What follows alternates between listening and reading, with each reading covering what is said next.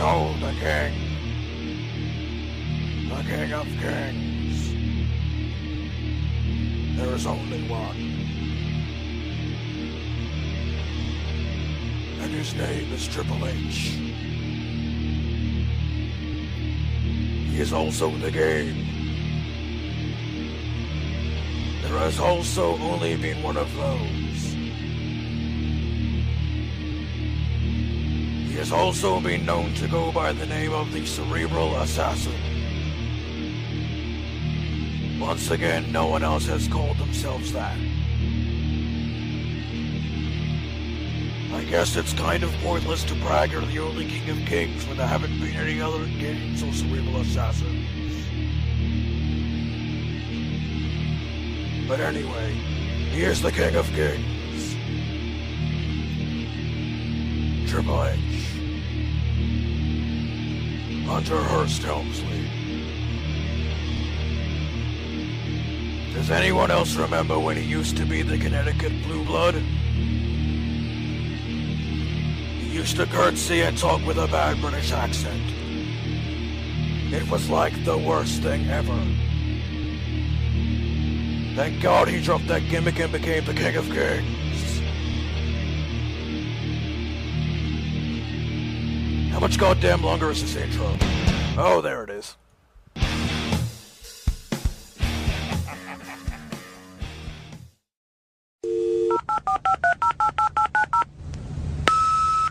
Julian from New York. I just want to say that the WWE Network is a pretty good idea, but they're missing one thing. Can we watch the XFL? I think this is fake. You can't say that. I can say that. Wrestling's not fake! It's still real to me, damn it! The unscripted, uncensored, loose cannon of commentary. This ain't WCW. This ain't Monday Night Raw. This ain't SmackDown. This ain't even WWE. Do I have everybody's attention now? The recognized symbol of excellence in sports entertainment. You're listening to Marks on Commentary. Well, you are listening to Marks on Commentary. I'm Eddie Brophy, free from a poo break. I'm Jason Smith, free from a piss break. I like how Jason does not allow times for me to... We need to have intermission breaks. Like when we're getting close to an hour, like say 30, 40 minutes in. I drink a lot of bourbon when we do these shows. It loosens me up. It also loosens up my colon. I'm 26. These things are bound to happen. I'm sure the audience appreciates knowing that. Oh, they love it. Well, we did get... That's the title this week. Eddie has regular bowel movements. I do. Well, we did get a voicemail earlier on, and... Speaking of shit... Oh, that's just mean. You're gonna No, not him, but he mentioned something. Yeah, he made reference to the XFL.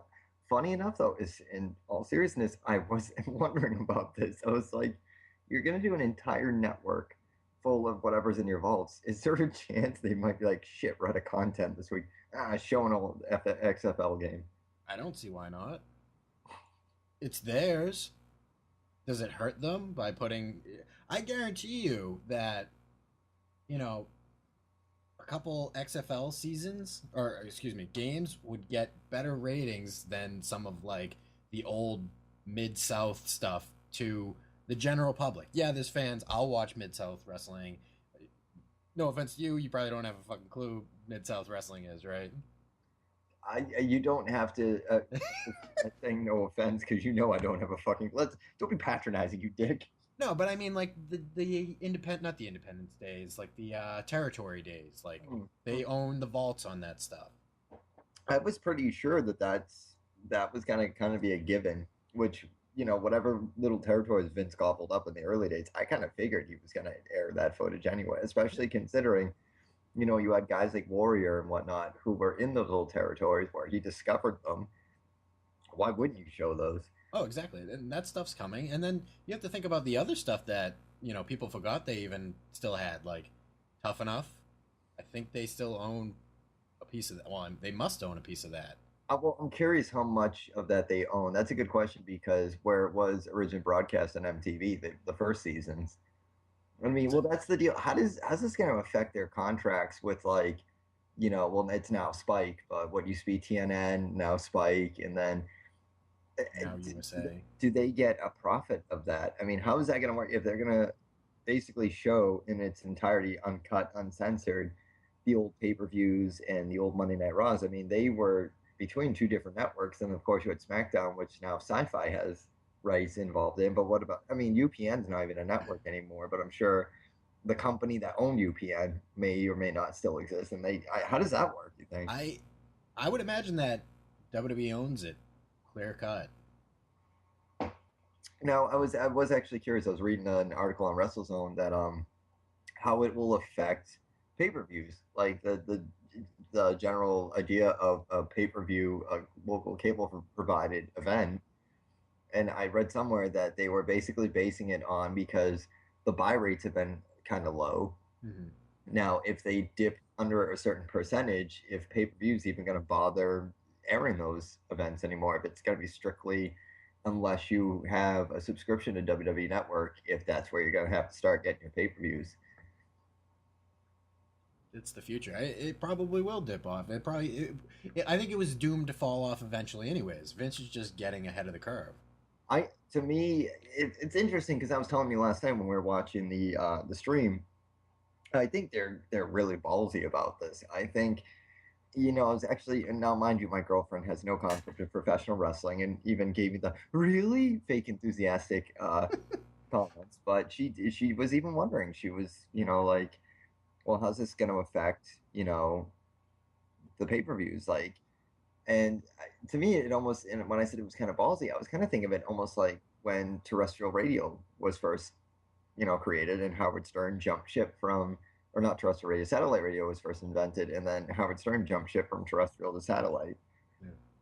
Yeah. How it will affect their advertising dollars. I mean, that's the other thing too, is where are they going to be, aside from the subscription fees, where are they going to be getting more money from? Because they had commercials. Well, they had made that whole package of all the partnerships they have in endorsements and whatnot. And I'm always kind of curious about that when there's a pay-per-view that's presented by a WWE product and not like Gastrol, GTX, or 1-800-COLLECT. Skittles, you know what I mean? Like, yeah. It's commercials are coming. We've seen it in the pre-show stuff. That's what I said. Get used to it. This is just a formatting schedule of how they're going to present stuff. I mean, I think that'll be interesting because, we went to the HD boxes when, Comcast and Verizon were competing for subscribers. And to me, the whole idea of pay-per-view seemed kind of dead anyway, because it's just funny to me. I agree with you. I think Vince is ahead of the curve on this. Yeah. I think. Even funny is, like, the term pay-per-view now, like, that's going to become passé. That's not even going to be a term. Okay, 5-6 years. Non-wrestling funny story for you now. So, Nina had received a record player from one of her patients who got discharged, left it behind. The daughter said, you can donate this, whatever. And so we got the record player. Of course, being children of the 90s, we didn't have record players. Our parents did. So she goes upstairs, and her dad, Georgie, comes down, and he's showing us how to use it. And Nina keeps referring to it as like, what's wrong with the CD? And I have to keep like nudging her and being like, dude, it's a record. And I was kind of thinking about that, like after, we found out the record player does not work, but her Meatloaf record, he sounded like, somebody was stepping on his nuts. I was kind of laughing because I'm like, that's going to be a weird thing for me when eventually I have kids and I'm constantly being like, yeah, back in the day when, I'd watch wrestling on pay-per-view, and they're going to look at me and be like, what the hell's pay-per-view? It's closed circuit. Like, talk about it like they do closed circuit, where it's like this archaic thing that you had to go to a theater. Well, we had to call up the cable company and shell out $70. You know what I mean? Like, we're going to have like the grandpa who walks, 60 miles to school every day uphill both ways. We're going to have those stories about pay-per-view. Snow. Exactly. Well, no one's going to also appreciate, and this is the very illegal conversation I'm having with you, the paperclip trick, which that came up at the thrift store, and they're like, what the hell are you talking about? I'm like, supposedly there was a rumor if you put a paperclip thusly in your cable box, you would either blow up your TV or you'd get free cable. Of course, when I was 10 years old, I blew up my cable box. Oh, shit. But, I mean, just the whole idea. I mean, I was breaking down the statistics for Nina earlier, explaining like, okay, an average pay-per-view goes for about $50. WrestleMania goes for about 60, 70. you know, and they're offering 12 pay-per-views, including WrestleMania, for $9.99. And of course, she's, you know, thrifty, so she's looking at me and being like, dude, that's a really good deal. No shit. And I said that to you last time. I'm like, are they out of their fucking minds? Like before that, I was seeing $14.99, and I'm going, ugh, that would suck. Like that's a bit, like that's a hit. Well, not to mention that, you know, I remarked to you last night that when they seemed like they were totally ready for WWE Network, you know, as a cable network. It was still pretty ambiguous. Like, all right, are they going to include the pay-per-views, or are they going to include the big four? Like, what's the deal here? I remember telling you, like, maybe that's why they've been dragging their heels for so long with this, because maybe that was the deal breaker of what are we going to do with our shows, guys? Like, we still have 12 pay-per-view events a year. Are we going to stiff them, or are we going to include all two? I personally, I think that's what took them so long. Yeah. But now this puts them firm in the driver's seat of their, you know, television right, you know, USA, Sci-Fi, NBC puts them firm in the driver's seat of, hey, we want this rate, and if you don't, we're going to go to our network, and the fans will probably, a good substantial amount will follow us. Well, here's the deal. You're dealing with a company that has already existed for, you know, decades. They already have an innate, inherent fan base. So as they were saying, if you're like 80 years old and you remember this, or you're a new fan, or, you know, you're a father or a grandfather, whatever, the WWE has already existed in your life in terms of what you're willing to invest in this company.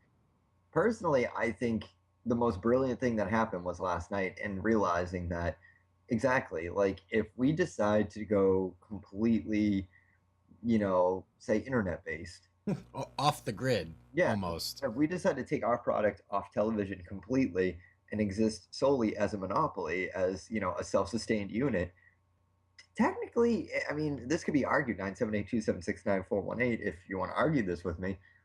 I think they could. I think they would do just as well, if not probably better, because then you're getting pretty much strictly WWE fans. I mean, that's tough. And you can argue, like, well, what about the Fairweather fans? The Fairweather fans help, because when you're a Fairweather fan, you're flipping through the channels, and it's like, oh, wrestling's on, and you haven't been a fan since, say, the Attitude Era, or, you know, the Hulk Hogan era. It's easier to get back in if, you know, you're just flipping through channels and it's free, versus having to invest $9.99 a month. But there's so many incentives to get this network that I feel like even for the Fairweather fan, there's something that caters to you, as whether you're a genuine fan, a hardcore fan, Fairweather fan, whatever, there's something for everybody. I mean, even that line of thinking of like, well, how are you going to get the people who aren't watching it to watch it? And it's like, good entertainment gets to people who want to be entertained. Like, there's a reason why shows like House of Cards and Orange is the New Black are huge shows on Netflix, and they're not shown on any networks. You can't see them anywhere else. But I think both of those shows did really well and won a bunch of awards and stuff like that. So people find entertainment. It's not a matter. So it's going to come to them one way or the other. Well, I mean, I'm trying to keep this strictly wrestling based, but I do remember reading an article, I think it was about a year or two ago, where certain studios were debating almost like an on-demand kind of situation where, you know, movie theaters are almost becoming as archaic as video stores and as cable television, where studios would exclusively, you know, obviously make films, but they would either create their own kind of cable box, or they would make a deal with certain cable providers where you're not going to go to the movies anymore. You're going to pay, I think the going rate of essentially was like $49.99 or something like that to buy a movie. Like a brand new movie, a movie that otherwise would have been shown in the Cineplexes and what have you. This is not a new idea, but I think the WWE is saying, fuck it. Do it. Let's be the first. Yeah. Just watch how many companies will slowly follow the trend. They're setting the trail. Like, you watch. How long is it going to take for, I don't know. I know MLB's already on there, and I imagine UFC's already building something. I imagine, like, you know, NASCAR will fucking be one of them. You know, all these Nickelodeon. Mark my words, no pun intended. mark my words, listen to the show when you start to notice that certain companies, whether it's Sony and all these companies, it's not just like movie studios like Columbia Pictures. They also own GE and Universal and all that stuff. Watch, if WWE is successful, they will not get nearly like so much as a modicum of credit for being the pioneer for this. And 2 years from now, everybody's going to be doing it. Mm-hmm. And you imagine that you pay exactly for the content you want. Yeah. Like, I have a cable box. I probably get, I don't know, I have the cheap SD version because I watch everything basically on Netflix. But, there's 50, 60 channels on there. I maybe watch 10, and the others are shit. And it's like, why do I have to pay for those if I don't want them? My girlfriend's got Roku. At our place, we got Roku. We had Hulu Plus. I think our subscription ran out. Pandora, and then on top of that, you have Verizon. And it's funny to me because I was joking with her the other night. I was flipping through channels, and I do this almost every night. I'm not really a TV guy aside from the occasional Monday Night Raw, which we'll discuss in a minute, and whatever maybe on one of the premium channels. There's thousands of channels that she's paying for that we're paying for that I think I maybe watched 3. If that, I mean, I spend more time on YouTube than I do with the cable box. Essentially, if we're paying for anything, you're paying for the internet connection. So if you're going to pay for the internet connection anyway, why not, kind of do yourself the service of saying specifically this is, and budget yourself. And I mean, not to get into the thrifty, this is a wrestling podcast, I swear. Getting into that position where you start to think like, what channels do we watch? What channels do we not watch?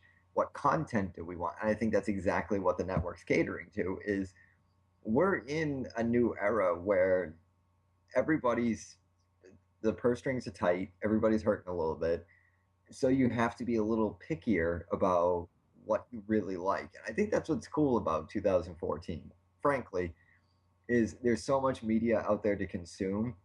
But unlike the days where we grew up, or days of yore, what have you, when our parents grew up, you actually have a choice in specifically, what do I want to consume on a daily basis?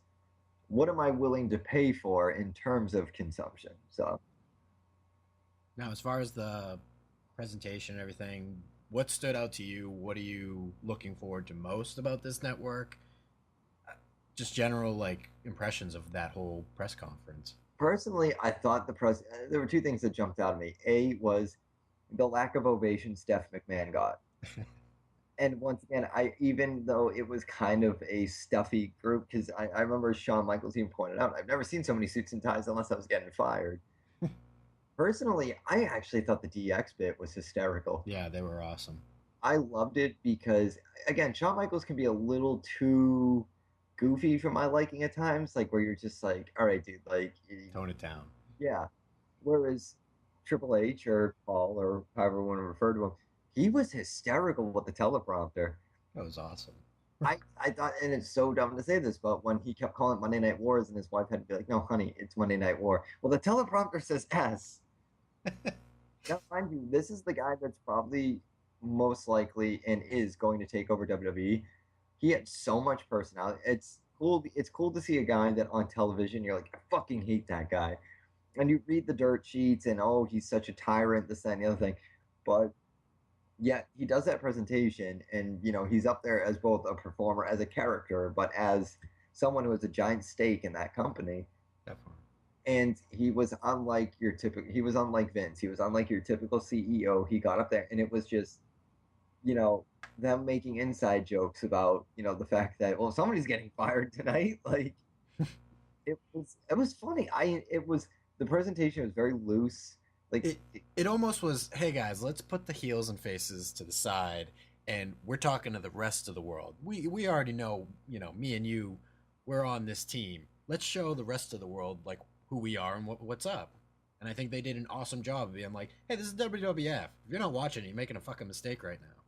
Well, what I thought was cool too was that Austin came out, and I thought Austin was really lackluster. He was just kind of there. Vince asked him. I noticed that too. But at the same time, I genuinely think of Austin as a fan now because I don't think he'll ever lace up a pair of boots again, and I don't think we'll ever get that match from him. Although I was reading that he was really chomping at the bit to get Triple H on the podcast while he was in Vegas, which is funny to me because that doesn't sound like a veteran who was one of the pioneers of a certain decade of wrestling. That seems to me like a guy that, you know, he's got this legacy, but now he's one of us again. He's a fan. Like he'll do his podcast like we do. Granted, he makes money doing it. And has a lot more listeners than we do. Yeah, and he'll just, you know, the idea when he said like this is like he, despite how lackluster the delivery was, he did genuinely seem excited about the product and just about the invitation to be there. There are times with Austin where I feel like the guy's almost too humble, because I almost feel like when he gets invited to this stuff, he's obligated because he's the face of a decade. But it's almost like he's also surprised that anyone asks him to do anything anymore. Well, I was thinking like it's been a long time since he's done anything WWE TV related. Like, I think it was before Punk dropped the pipe bomb that he did anything. So it's been a long time. I think with him, and I've listened to his podcast, and I'm not one of those people that like don't listen to Austin's podcast, listen to us. His podcast is actually really funny. Yeah. Because you knew him as a character for so long, and then you hear him as a human. And again, I think he's genuinely just a fan now, and I think he's happy just being a fan. So I think the idea that he now has access to, I mean, his stuff, but not only that, but so much other content actually excited him as a fan. I think you just hit the nail on the head. Like, I was thinking of this today, like, because it's been like so long. Like, okay, we, you know, now this generation, you know, you've been fortunate enough, every pay-per-view is on DVD and it's easily accessible, and, you know, now you can watch stuff on Hulu and stuff like that. But like our generation, that stuff, it's like you either saw it, saw Saturday morning Superstars or whatever, and it was fucking gone unless you found somebody who had a VHS. In recent years, you know, you've been fortunate enough to, you know, somebody will pirate it on YouTube and it's low quality and they probably put a shitty watermark on it. And maybe you were able to watch it that way, but it was so disorganized and you couldn't really find the shit that you really wanted to watch when you wanted to watch it. Now it's all there. It's in front of you like a fucking dinner platter. There it is. Okay, now this is a question that I would typically reserve for my personal Facebook or just casual conversation, because it is one of those stupid questions that in the context of a wrestling podcast probably doesn't make sense, but does that ever bother you? Does it ever bother you that we live in a generation where if you hear a song on the radio or you hear a song in your head, it's not that if you have access, if you have a smartphone or whatever, it was no longer, I had the song stuck in my head, I gotta go to the record store and buy that single or buy that CD, or this movie I was thinking of today. We live in a generation where you type it into a search engine and it's damn near yours. In terms of a network like this, does it almost kind of take the thrill out of it that anything that we had seen as kids that's no longer accessible because it either was never mass produced on VHS or it never came out on DVD? It was almost like, I want to say almost like a secret society of people, of nerds, that it's like, you know, I have a copy of this. I'll make copies of it for you. I'll throw it on eBay. If you give me $5, you know, I'll give it to you. Is the thrill of that kind of gone for you? Because I remember we had said in a previous show a long time ago about ECW, it was almost, what made it so cool was that it was so underground. It was so subterranean and very few people knew about it. And when it went to TNN, it wasn't as special anymore because now it was on a mainstream network, on a commercial network. I don't know, like, just the fact that you brought that up is like, there are going to be shows that, you know, we'll remember when we start doing this thing. We were looking them up on YouTube and stuff. Does it take the thrill out of it? Just because I was thinking about this, you know, earlier this week, there was this CD that I've been searching for since I was, God, like 10 years old. And I finally got it, and I'm like holding it, and I'm like all excited, but I'm not as excited as it would have been if I had found it at a swap meet or a thrift store or a comic book store when I was 10 years old. Because now it's like, oh shit, I have the internet. If, you know, I want something, or, you know, I haven't seen something in a while, I just go on the internet and find it. Yeah. I mean, does that, as a fan and as a hardcore fan, I mean, you're more of a hardcore fan than I am of wrestling. If you subscribe to this network, and it's I don't know, it's weird. It's almost like when when Napster came out, it was really innovative and really cool. And then it got the lawsuit and whatever. But like when torrenting came out, you at the time you couldn't do a piecemeal. Like you had to do it album to album, not song to song. So at one point, I had an iPod that could fit 1,200 songs, and I filled the damn thing. And it was full of CDs I didn't even listen to. I was just like, oh, it'd be cool to have this. Just say I had it. And I'd always find myself listening to the same shit that I owned. But I had so much access to everything. Is too much access a bad thing? I guess is what I'm getting at. I don't know, because I think there's a point where it's oversaturated and you're never going to be able to collect everything. So why not be able to have access to it through a service like this? Now, well, I didn't mean to interrupt. When they were making reference to the fact that they produced their own magazine, all I kept thinking was, I think it was last summer, had accessed, I think on Google, because they have the Google Books, Google Library thing, every back issue ever printed of Spin magazine, but it was in digital form. So you have like the digital, like almost Kindle thing where you turn the pages. It's the entire magazine. It's just you don't physically have it. Mm-hmm. And I was almost overwhelmed because I was like, oh my God, I never thought I'd ever get to read this article. Would it, in addition to what you're getting with the $9.99 subscription, would it almost be cool if they digitized WWF magazine? Yeah. I mean, I'm sure at some point all the content that they have is going to be digitized and sold. And well, because and that's the word, content. That's the word I want to put emphasis on, because when you say content involves everything, every facet of media. And technically, magazines and newsprint were a form of media, or they used to be before 2014. I think that should pretty much include WWE or WWF and Raw magazine. Not Raw SmackDown, but like Raw magazine as we remember it. Mm-hmm.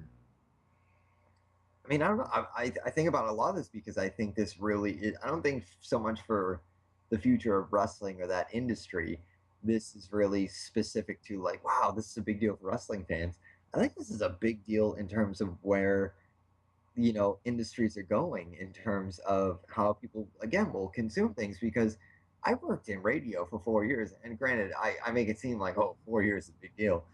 It really isn't compared to a lot of people that I worked with who had gotten jobs in the 80s and 90s when radio was at its peak, and then it's kind of struggling in they call us the noughties, but the 2000s, where it's almost like radio is just kind of a given. It's just in your car, like, but you have your iPod and your CDs or your satellite radio, whatever. I don't know. Like, it's one of those things that it kind of messes with you a little bit, because you're just like, wow, like this is a big deal, because eventually television is going to be as obsolete as radio. Mm-hmm. And in the conventional sense, it's not going to be, radio is going to be iPods, or it's going to be some Sirius XM, hybrid, but it's just the way it's going. Like, I don't know. I'm kind of lost by it all, but well, again, as a casual, as I wouldn't say a hardcore, but a serious fan who's also kind of a casual fan, where I'm that 50-50 of the two. Sometimes I even think too, like, oh my God, is that almost too much content for someone like me to handle? Like, because literally everything you can think of is gonna be at your fingertips now. Everything. If you've ever thought of a match or whatever, and you tried to desperately find it on YouTube, and could only find it on bootleg cassette tapes or DVDs or whatever on eBay, well, guess what? Now you're gonna get, and that's why I thought the XFL reference is funny. So I was thinking, and they did mention something in an article I was reading about Benoit, where they'll probably put a disclaimer because they're like, all right, screw it, we have to include Benoit. Yeah. Now those are going to come with disclaimers. And I was thinking, it's funny because if you get a completely full, unedited pay-per-view from the past, Survivor Series 1999, which I've said on the show before is one of my favorite pay-per-views, they did the two big things that they were promoting on that pay-per-view was Mick Foley's book, the first one he wrote, and the XFL. You can't really have the XFL if you're saying it's unedited, because I remember them airing the promo of the press conference where Vince unveiled XFL. Yeah. So there are going to be a lot of things that if you're claiming it's uncensored, well, to a true fan who was there when it first aired, I'm going to call you on it when I'm like, wait a second, where'd the XFL press conference go? Like, that was on the original broadcast. What am I paying for? And I'm sure there's more. Unedited, I think, is a loose term. I think because there's music rights, stuff like Limp Bizkit's, Undertaker song and Kid Rock. I think there's all that they've considered, and I think you're just gonna get a dubbed version with, a generic theme behind it.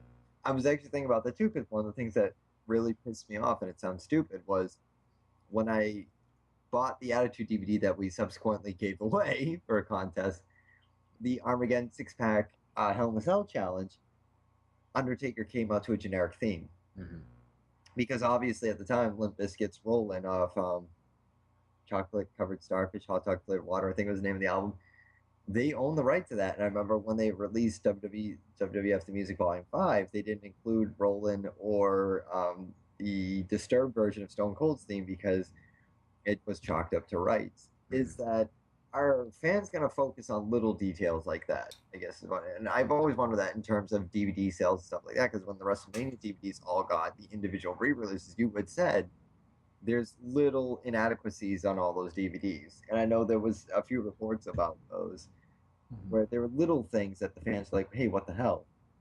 Yeah, what I think is that it bothers me less than, having the blurred WWF logo in things, which they've since resolved, and I imagine everything that's going up is going to have full WWF logos on them, which I'm happy about. That makes me happy, and it's not to say that at some point they can't work out a deal with Limp Bizkit, Kid Rock, whomever, and say, hey, we have this network, can we now use your song in the original footage? Right. So it's all a matter of time, and I'm sure that stuff will come around where it's like, well, yeah, let's just throw it in there, and we'll work out a deal where we pay you X amount of dollars a year to play your song across our media. Well, I was also considering too that you got to think of the bands you just mentioned; they're not relevant anymore. So, on a totally unrelated note too, it's like, whatever little fee that they're willing to offer them, I would like to think that perhaps they'll just take, because let's face it, they're not relevant anymore. Yeah, and I'm sure they can work out some deal where it's like the Living Color Cult of Personality song. I'm sure I don't ever expect to see that, undercut or some other dubbed theme behind it. So, right. But going back to your thing about, is it too much for a fan and does it take away from appreciation? I think from fans like us, it makes the stuff that we enjoyed more relevant to a larger group of people, where you don't have to go ahead and track down. I had to find a copy of WrestleMania 17 that wasn't blurred out, and it could have cost me as much as $100. Thankfully, I got it for like $20. But just because, it didn't exist, and now it exists on a network at somebody's fingertips, and that's going to make somebody watch it and be like, it makes us more relevant. If my nephew, who's kind of a wrestling fan, someday watches WrestleMania 17, hey, just watch WrestleMania 17. Oh, really? Like, I remember watching that, blah, blah, blah, and it starts new conversation. So I'm willing to let that go with the gain of, getting a new audience and a new appreciation across the board. Well, I think it's it comes down to the two different personalities. You mentioned, I'm not going to pay $100 for this. I'm the kind of person I might, like, if it's that rare and it's that, but that's, I think you made fun of my Twitter handle, which I never use. So if any of you try to friend me or follow me or whatever the hell you do on Twitter, no offense, I just don't fucking use it. But Jason said, you can change your Twitter handle. I'm like, well, the story behind that is, for some reason, I thought that was the name of the ex-girlfriend. Oh, no. Okay. So I was like, you do know you can change it. That's the only reason why I said it. But, again, I come from the thrift store mentality. That's why, despite the fact I don't make a lot, I love working there, because you're literally in a building full of treasures that people will damn near cut your throat to get to. And I think that's the thing that I'm having, a slow progression into assimilating into, 2014 with is anything that you've ever kind of thought of that you wanted or that you didn't have and you've had to search, the ends of the earth for. It's in this age with the WWE network mentality, it's yours. If you're willing to pay a small fee, which I will argue $9.99 a month is a small fee, it's yours. Like you don't have to bend over backwards and venture to the ends of the earth to find it anymore. It's kind of bittersweet for me because that was kind of the excitement of eventually attaining it, is how much effort and time it took you to attain that. With the internet, it's like, oh man, it's mine. Like True. it's there, it exists, it's mine. True, but I'm also now you're getting the best quality thing. Where I as early as a year and a half ago, I was like, wow, I really want a copy of like the 1997 Royal Rumble. Oh, that would only be on VHS and it's $50. And it's like I'm getting a lesser thing than, I have a Blu-ray player and I love watching stuff on that as high quality as you can. Right. And when you watch it on VHS, it's not so great. So now you get the best. That's, I don't know, I guess the trade-off where. Well, I don't want to spend too much time on it because I could literally do this with you for days. Yeah, exactly. I'm excited about it. I mean, you work in public access. I worked in radio. Now I work at a thrift store. Believe it or not, these things do correlate. And ladies and gentlemen, you could argue this night and day. I will fight back with you because believe it or not, a thrift store and what Jason does for a living and what I used to do for a living, because again, just terrestrial television, terrestrial radio, nostalgia. It's a big part of what you grew up with and a big part of the ideology that you had growing up with what you wanted to do for a living. If it wasn't media per se, it does evolve and it does have a lot to do with what you're doing currently, because I think, for Jason, I live with antiquities now. Like that's my job. Like I deal with nostalgia in a physical form. Whereas I used to really worry in radio because I thought, I don't know when one day from the next if I'm going to be let go or not because of how frail and how, just vulnerable my career is or my industry is. And I think there will always be a need for public access, but to some degree, I mean, I have the same, concerns with my boss, and we talk about what the future of my industry is, and it goes, and he oddly enough talks about how one day maybe we can go to a Roku box or an online service like that. So, dude, I didn't even know what fucking Roku was until I met my girl. I had no idea. Meanwhile, I have a coworker. It's like, oh, I've had that for a while. You should have just said something. How do I say something about something I don't even know existed? I actually might have to buy one. Honestly, it's pretty cool. Consider, I spent a lot of time in Pandora, and I avoided Pandora like the plague because it just didn't seem like something that would interest me because I'm more of a Spotify guy. Mm-hmm. I'm very particular about what I listen to. But Pandora to me is now radio because, like, tonight I had, my girlfriend and I had an in-house date. We, drank wine, we ate dinner, and she already had my favorite Pandora station playing. That's the equivalent of coming home and her having the stereo playing my favorite station. Yeah. So, I mean, it's definitely, I was just going to say, in terms of what you do for a living, it would not surprise me if it went the WWE Network way. Everything will. Like, we've already discussed that, but yeah, it's the way of the future, and I'm happy to see it. There's a part of me that got choked up during that press conference because it's like everything lives on, and this is the future, and I'm excited to see it. I think in terms of the internet, there's nothing but possible. I've always argued that the internet, to me, is a giant bathroom stall. In terms of slandering people, in terms of propagating fabrications, in terms of, perpetuating this, whatever. But when handled appropriately, when handled responsibly, the internet can be a really phenomenal tool, and that was always its job, is progression. It was meant to be the evolution of how we consume. And I mean, I'm very excited. I was the same way. I was kind of watching it, kind of mesmerized by, this is what we've created in terms of our generation and, a few decades before, of people that deal with the technology on a regular basis. And again, something like a podcast would have never existed had the technology not been, accessible. Exactly.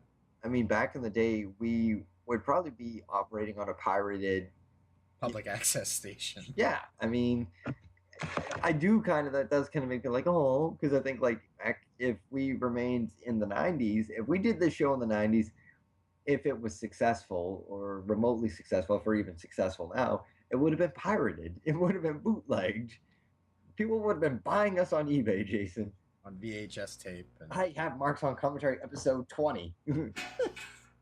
The good episodes, the ones where Eddie's really drunk and Jason's really understanding. That's going for $200 a pop. When they had that girl Catherine, that's a collectible now because she's no longer with them. She's moved on to bigger and better things.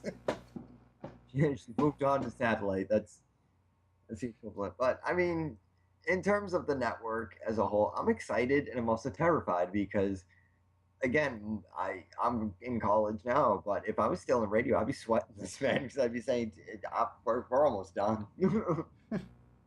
But I mean, in terms and speaking, and that's a good segue. Old school Raw, nostalgia, glorified. Yeah. What were your thoughts on the show? I think sometimes those shows lack a certain star power, or at least catering to those powers. Like, yes, they had the Outlaws on there, but I would have liked to seen them more involved, even though they were involved in the main event. I don't know, like actual matches. I think they kind of, skipped away from. They had Slaughter out there looking fat and old, and I don't think that was a good move on their part. Well, that's why I actually hate old school Raw to a degree, because you're gonna get familiar faces and you're gonna get familiar characters in the form of cameos and guest referees and commentators. The fact is, and I've said this before, I'm probably a drunken, morose type. The things that we remember fondly are not going to look as good as we remember them in present tense. True. And I've always kind of hated the whole idea of old school Raw. I've always loved the Hall of Fame ceremony because it's validating a person's career, but accepting that they don't look in their prime anymore. Mm-hmm. I mean, there was a photo that someone posted where Roddy Piper had all his promo notes written on his hand. Which we're no stranger to because Steph has done the same thing. She's Rock. Yeah. I think in terms of old school Raw, when you think of it, you think like, oh, we're going to get old school matches. No, but I don't think you need a specific night to bring back legends and Hall of Famers. And I mean, frankly, I think you could do that every night or every other night or every other month or whatever without having to call it something and remind people, oh, it's called old school because they're damn near on their deathbed. And I think that was the only thing that kind of pisses me off about old school Raw is that I appreciate the amalgamation of the old sets of like the old Attitude set with the old 94 original Raw set and like the old themes and the old, graphics and stuff like that. But it is kind of a bitter pill to swallow when you see some of your favorites. It's like, oh my God, he's fat and old. He looks like one of us now. I think that is difficult. I mean, I don't know. I will say, though, the highlight for me, other than the Outlaws doing the run-in with Punk, Jake the Snake. Absolutely. Just because as a human being that can appreciate what the guy went through and just what he contributed to the industry, he looked amazing. And mind you, here's the thing. It was a glorified Mark moment because all he did was enter the ring, get into the ring, drop the snake, and leave. He didn't make a move. There was nothing wrestling involved in that. It was just purely for the sake of like, holy fuck, is that actually Jake the Snake? And he looks good. He's not dead. And I as a person though, following his residence in the accountability crib with DDP, God, that's a fucking... If him and DDP... Well, first off, if Jake the Snake does not go into the Hall of Fame this year, and he was one of my candidates, fuck WWE. But if he either isn't inducted by DDP or doesn't go in with DDP, the fuck's wrong with them? Yeah, I'm right with you. DDP is literally like the Mother Teresa of professional wrestling at this point. And there was a cool thing I watched online. It was from I don't know if it was from Real Sports or Brian Gumbel, but Brian Gumbel was hosting it, where he had one of his reporters interview DDP, Jake the Snake, and Scott Hall. Mhm. Even Scott Hall looks amazing now. He sounds amazing. He looks amazing, and so does Jake the Snake. And it was a really great interview. It was a really poignant, well done interview. But that's the funny thing about professional wrestling. If Vince says, "Oh, we want to do away with heels and faces," you can do away with heels and faces as characters. But when you see a guy like Jake the Snake come out and he cut his hair, and I think he looks so much better with his hair short. Yeah. And he came out and he's thin again. He's got the snake. He looks healthy. There's a different complexion in his face. Oh my god! Did you see the after interview with him? Yeah. And he kept breaking character and having to point out like, "Oh, I'm supposed to be Jake the Snake right now. I'm sorry. I'm just so excited." That was really cool because that to me. I was more marking out for him as a person than I was as him as a character. Yeah, you talk about highlighting, the way somebody looks or doesn't look anymore, and it's like, okay, we've seen Beyond the Mat, we know what a wreck he was for years, and now, like, that was the way to end Old School Raw. Somebody doesn't look the way you thought he looked anymore and actually looks better. I think I agree with one article which suggested it's kind of a scary thing for him to be back out there because the adrenaline rush he had, clearly, when you see the footage, versus what he's going home to are two very different things. I think if he can just maintain the idea that they're not cheering for you as a wrestler anymore, they're cheering for you as a person. Like, he didn't get the ovation that I thought he deserved. Yeah. But it was good enough that you knew people at home. And I read all the Twitter response and stuff. People flipped the fuck out when he came back. And I don't think it was so much because, like, oh, I remember Jake the Snake. I think it's like, oh my God, Jake Roberts is still alive? And that's not in a condescending way. That's like, oh my God, dude, that guy pulled a fucking 180. Yeah. And they were so good about hiding the fact that he was coming out, too. Exactly, because he had said online, oh, they didn't contact me or they didn't ask me or anything like that. But then as I'm watching the DDP be there and do the yoga thing, I'm like, you couldn't get Jake Roberts on this fucking show? And I was almost a little pissed that they didn't. I love that, though. I love the fact that I got pissed when he did his bit with Booker T. I'm like, oh, DDP, fuck you, dude. Like, you couldn't at least vouch for your buddy? And then, oh, there he is in the main event. Okay, I'm an asshole. DDP, you're the fucking man. Okay. Of course, because Jake Roberts, he won't go anywhere. Like, because with sobriety, it's a day-to-day thing. He can't survive without DDP, which is also scary, but he can't survive without DDP right now. But I think DDP is the kind of guy, I mean, I don't know him personally, so I could be talking to my ass, but who's just like, okay, you can't live without me. It's cool. We'll make it work. He showed up at the main event and he looked fucking great. And all I kept thinking was, oh my God, if Warrior and Jake the Snake go in the Hall of Fame, man, dude, WrestleMania 30 is going to be the fucking tits. Yep. Like, that's the other thing I'm hoping for is, like, going back to the network, like, let me watch the Hall of Fame live. Like, that's been the thing that sucked every year. Watch it right before Raw the night after WrestleMania. I want to watch the Hall of Fame induction live. I want to watch the unabridged, unedited version, but I also, because I know with the DVD, they still edit shit out. Yeah. Give us every like, fuck up, everything from the Hall of Fame because it's a live thing. Yeah. And if Jake the Snake Roberts is inducted, and I'm acting like he already is, but at this point, I think he's a lock. And I know the Dirt dude said, dude, Jake the Snake, he's a fucking lock. Well, it has to be somebody. It has to be a big name. And you've got Warrior and you've got Jake and Macho. And they tend to leave away from Macho. So it's down to Warrior and Jake. I think personally it's got to be Jake and Warrior because I think in terms of the history of wrestling, those were the two. When I grew up, you were not the 4 action figures I owned growing up. My very first 4 action figures I ever owned were Hogan, Jake the Snake with the snake attached to him. Hogan, Jake, Warrior, and Big Boss Man. Those are the 4. And I think the only person I can think to induct Warrior is Hogan. You know what? I got 3 potentials for this. I got Hogan, I got Punk, and and I got McMahon. Yeah, but I think from a name, I think if anybody's gonna do Macho, it would, you know, It should be Hogan. It should. Like, yeah. if we're going, all right, if we go Warrior goes in, I think Hogan should do it. If Jake goes in, it should be DDP. Hmm. And, and I've speculated before, if DX goes in, it'll probably be Steph, to be honest. You know what? If DX goes in, maybe it would be like the Four Horsemen or something, Ooh, that's a good one. or it's Kevin Nash and Scott Hall. I don't know. There's plenty of ways you can play it off. Like, It could be really the cool. Heck, you know what? I even thought of it as the stupid one that very few fans would get. It would be Slaughter. And that's a really bad one because it'll never happen. But No. thinking in turn, or I don't, Mike Tyson even. Yeah, maybe. I don't know.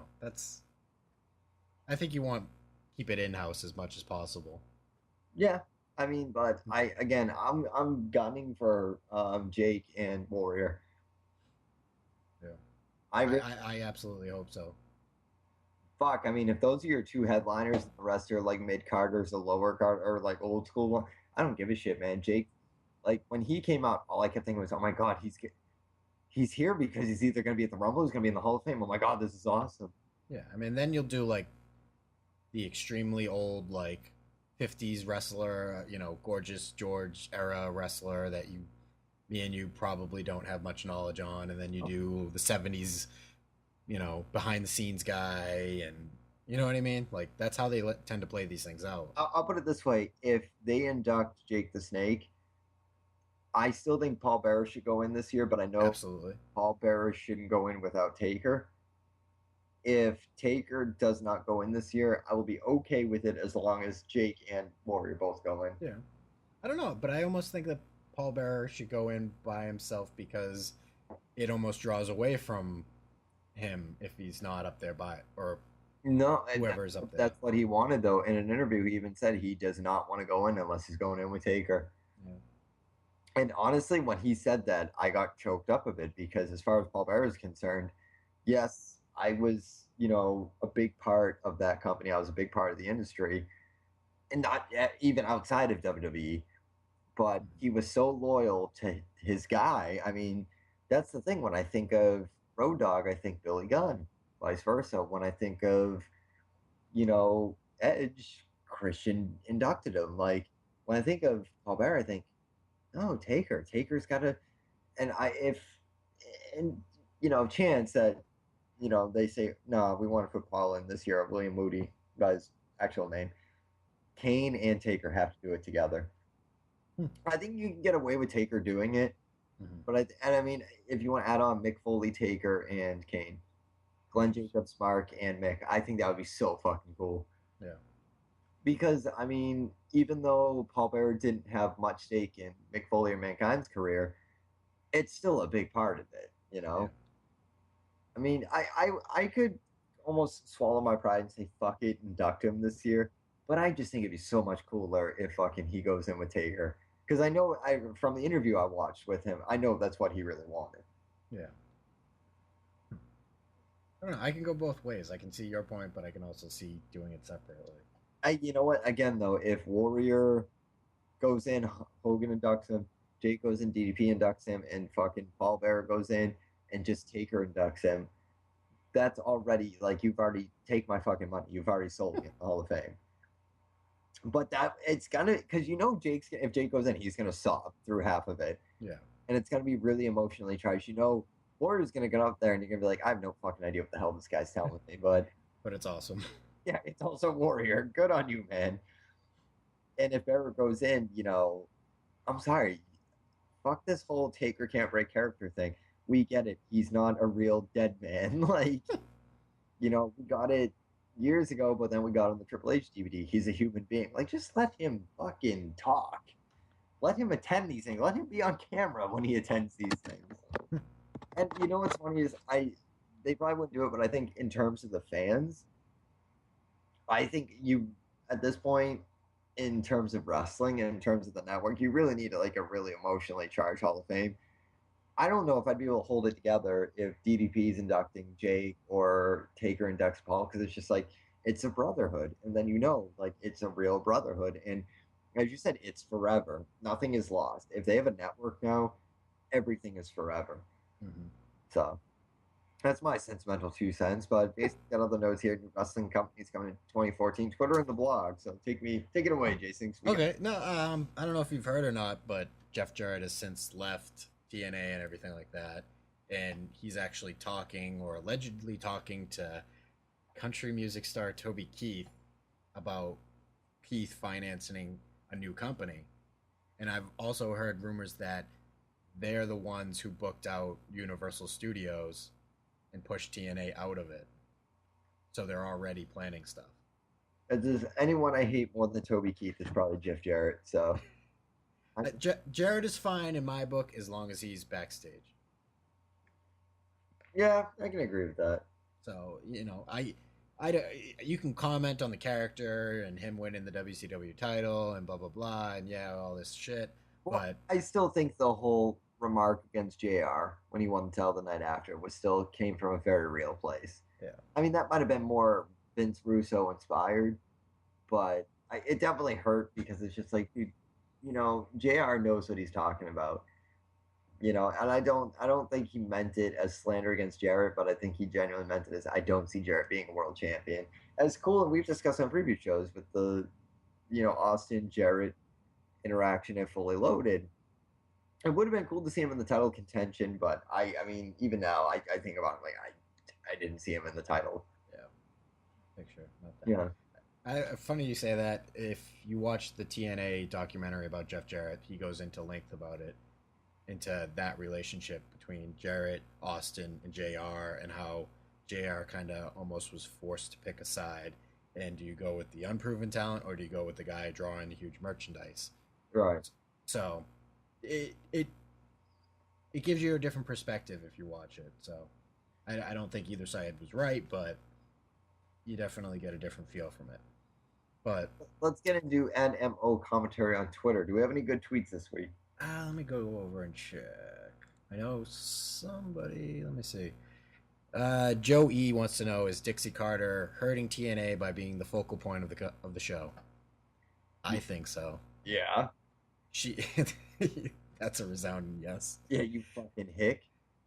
I think the night she went heel was the only close passable night that she delivered something that was good. But after that, it's all been shit. I think they've built up Magnus, the UK champ guy, goofy almost and almost pussyish because they surround him with goofy characters like EC3, like Dixie Carter's nephew, and you know Rockstar Spud and stuff like that. That shit bothers me. If you're gonna make a fucking heel, like somebody have the balls to make a heel that kicks everybody's ass.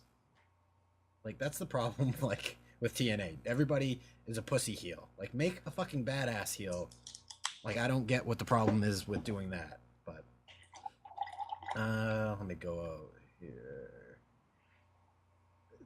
Dig Dougie wants to know: is Dave Bautista returning for a few months or actually a WWE champion contender? I think, from what I read, he's got a 2-year contract. I think they're going to do with him what they did with The Rock. I think they'll put the strap on him for a few months just to kind of kiss his ass a little bit for coming back and kind of kiss the asses of the fans that still like Dave Bautista. Mm-hmm. But I think it's going to be a short. I don't think it'll be short as the RVD or Y2J run, but I think it'll be about 2 years. Okay. I think he's probably he's looking at a Brock Lesnar contract. And I'm even thinking the same about Lesnar.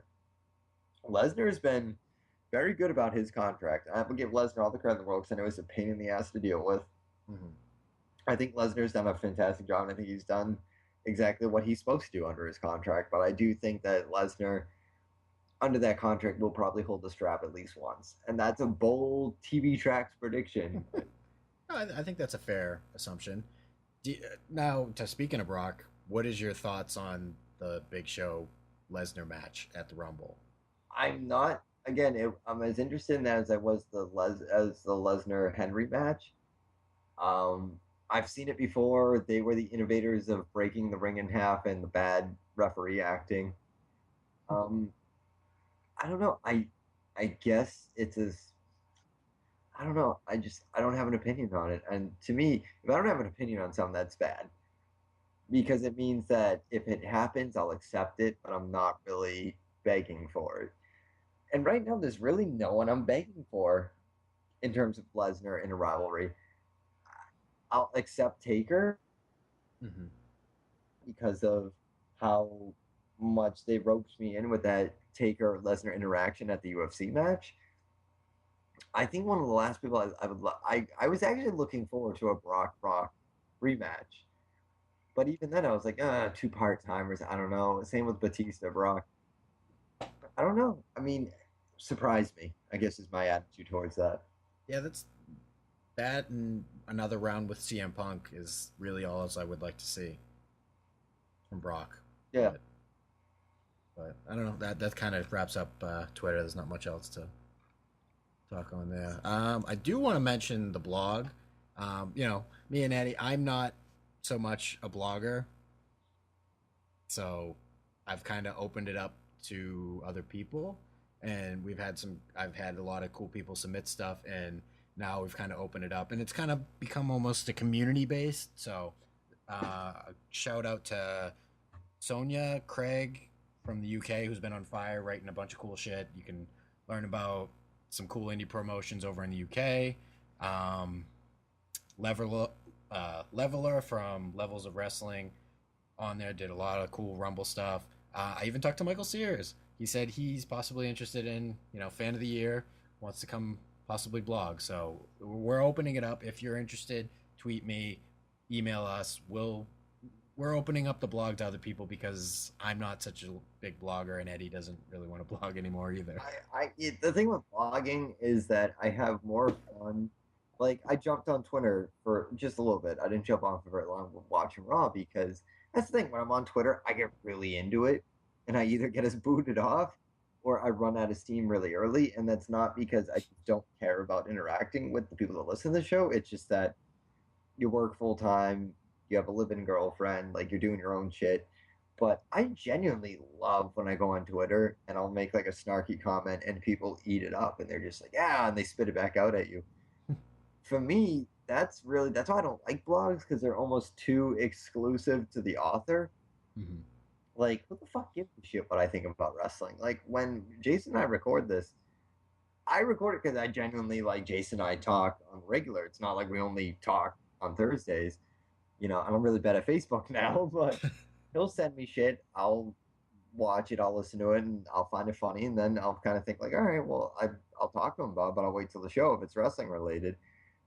I just like hearing what other people are thinking. If it's similar to what we think, cool.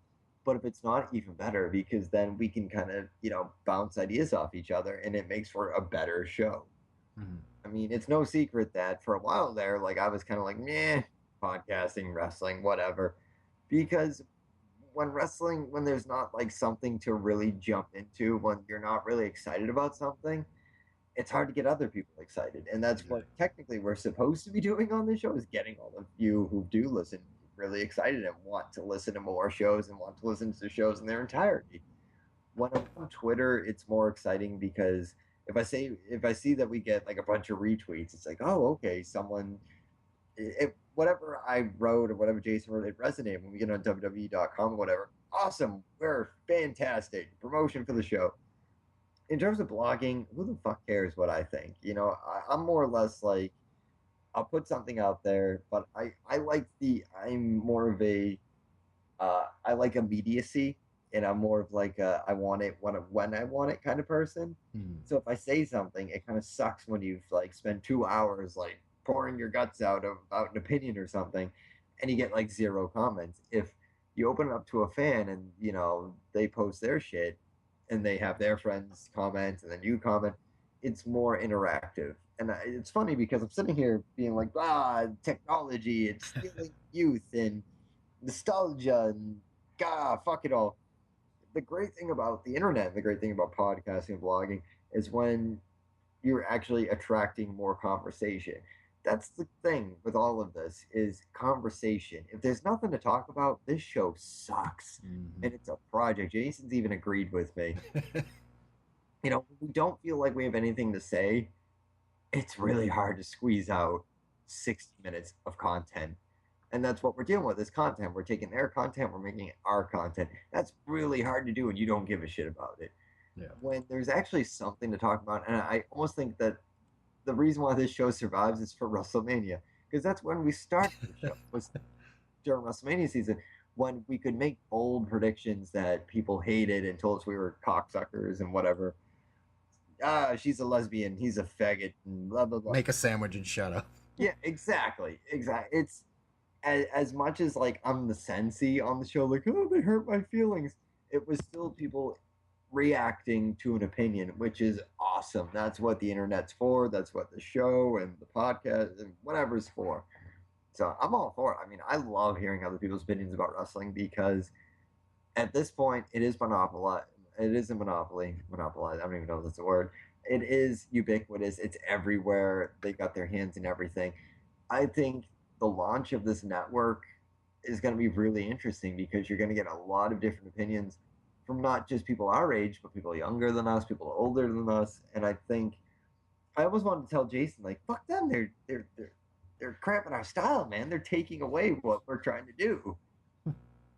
The thing is if you've ever been on WWE television, you're a fan, but you're not a fan like the fans who listen to us, or the fans that we are making this thing.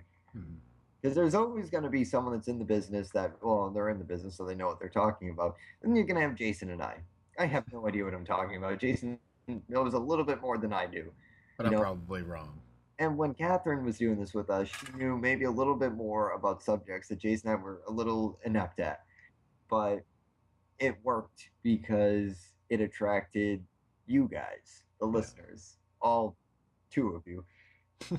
And that's, again, I have more fun on Twitter when I can get on there than I do blogging, because it's immediacy. It's, I post an opinion, you either shit on me, or you share it, or you like it, or you favorite it, or whatever the fuck you do on Twitter, because I'm still not really educated on it.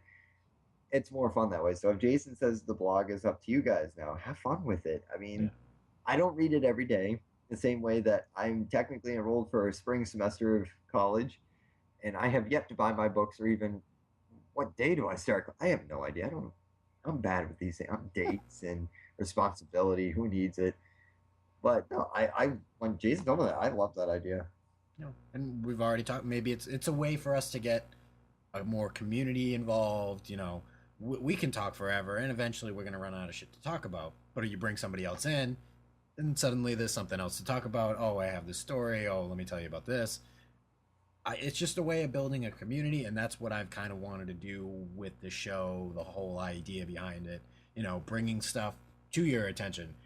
If you have insight on the Scottish wrestling promotion, maybe I'm not necessarily interested in it, but maybe I can help you get in touch with the people that are.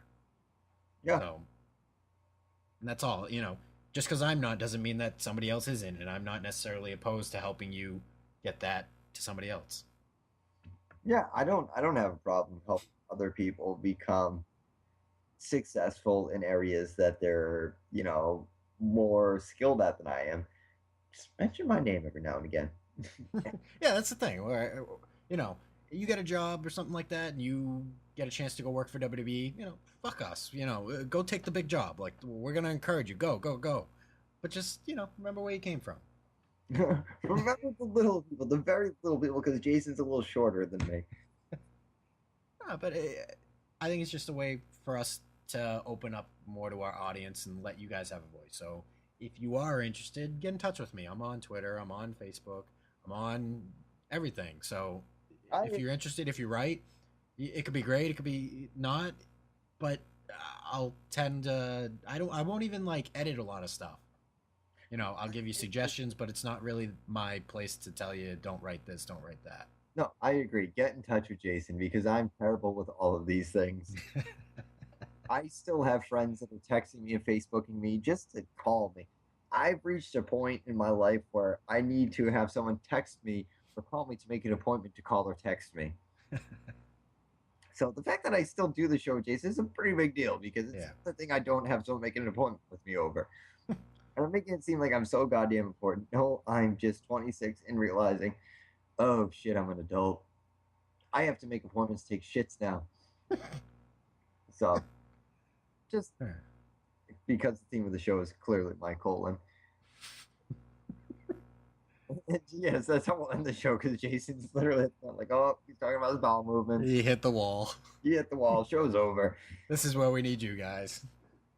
Well, no, I mean, I look for, especially with the Rumble predictions, because, I mean... Exactly, and that's the other thing, is I'm going to put up the Rumble predictions, and I'm going to want all these new bloggers to chime in and give me their direction, their picks, what they think is going to happen, just like we've done before with me, you, and Catherine. But now it's a bigger base. And if you happen to be a bar owner or work at a bar in the Massachusetts area, preferably close to the Saugus or Stoneham region, please start airing pay-per-views in your establishment. Yeah, it's only $10 a month. Technically, yes. Even though that's probably illegal. Oh, I was so pissed when we found out that bar closed. I'm telling you, I still would like to take the show on the road, just, you know, warmer climate. If there's another WWE pay-per-view that we end up going to, I'm all for going to Kowloon if it's not like 20 degrees and there's a drunk driver that almost kills us. So. No asshole, douchebaggy, car driving. Cancer brothers. I thought you were still talking about the driver that almost hit us. Oh, no, yeah, fuck him too. I hope he hit the other douchebag Camaro driver. So, 978-276-9418 at MO Commentary for Mark's Commentary. I'm Eddie Brophy. I'm Jason Smith. We'll talk to you next time.